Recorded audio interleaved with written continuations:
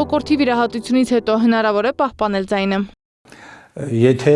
լրիվ չի հեռացում, հնարավոր է, ուղղակի խզված կլինի մի քիչ, որտեղ որևէ բան չկա, ինչ որ հեռացրել են, կամ ձայնալարը, կամ կոկորդի կեսը։ Իսկ եթե լրիվ են հեռացնում, չեն կարող խոսալ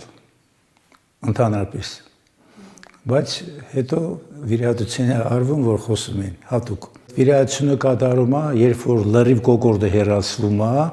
հատուկ վիրահատություն է, սիլիկոնի պրոթեզ է դրում, այդ վիրահատությունը մեր մոտ արվել առաջի անգամ 2006 թվին։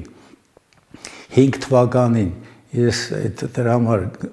որ իմացել եմ, որ այդ վիրահատությունները կատարում աշխարհում, գնացել եմ Ամերիկա, Բոստոն, դեռ մի շաբաթ մնացել, ծանոթացել եմ Բլումսինգեր, ով որ հնարել է այդ մեթոդը,